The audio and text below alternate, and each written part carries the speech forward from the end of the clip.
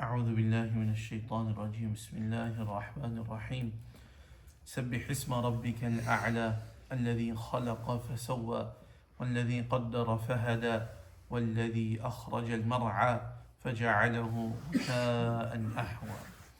With the name of Allah, the All-Merciful, the Very Compassionate.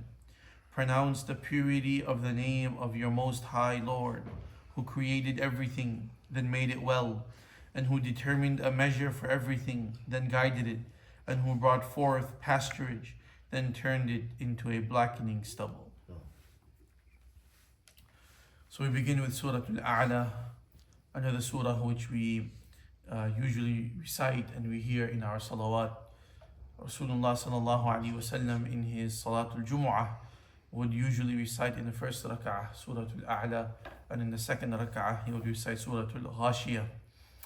So in this surah, Allah subhanahu wa ta'ala speaks about three things. First and foremost, Allah subhanahu wa ta'ala speaks about His great dhat and the being of Allah subhanahu wa ta'ala, some of His sifat and some of His attributes. So Allah subhanahu wa ta'ala says, Sabbih, O Muhammad sallallahu alayhi wa sallam, pronounce the purity of the name of your Lord, who is Al-A'la, who is the Most High. So Sahaba mentioned when Rasulullah sallallahu alayhi wa sallam would recite this ayah, because Allah is commanding Rasulullah sallallahu alayhi wa sallam that pronounce and mention, Ya Rasulullah, the purity of the name of your Lord. So Rasulullah sallallahu alayhi wa sallam would say, Subhana Rabbi al-A'la. What we say usually in the sajda, Rasulullah sallallahu alayhi wa sallam would say this after reciting this ayah. Who is Allah subhanahu wa ta'ala? Alladhi khalaqa fasawa, the one who created each and every single thing.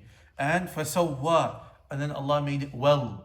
Allah made it perfect. Allah made it appropriate. Allah has created us, each and every single limb is appropriate to the body.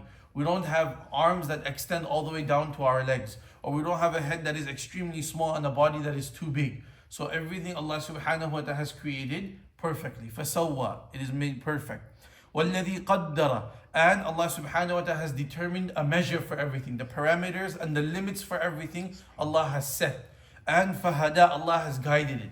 Meaning Allah subhanahu wa ta'ala created everything in the best manner possible with all of its limits and parameters, and Allah also guides everything that it does. So Allah guides the human beings to whatever the human beings have done. So whether it's the creation or the invention of the cars and the planes, or anything and everything that the insan and man has done and will do, all of this is from the hidayah and the guidance of Allah.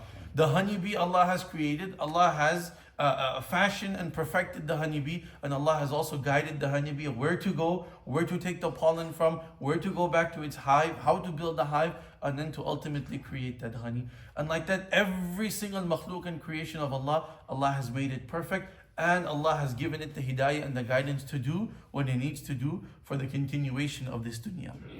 وَالَّذِي أَخْرَجَ الْمَرْعَى, Allah is the one who brings forth the pasturage, the greenery and the vegetation. فَجَعَلَهُ غُثَاءً أَحْوَى, and then after some time, that same green grass, that same green crops and vegetation will turn into a blackening stubble. Meaning it dries up, and then after it dries up, it loses its color. It goes from green to yellow until it becomes colorless, and then it becomes stubble that is blown away. So in this way, Allah is saying, in the same way, all of the makhluk of Allah will come to an end one day.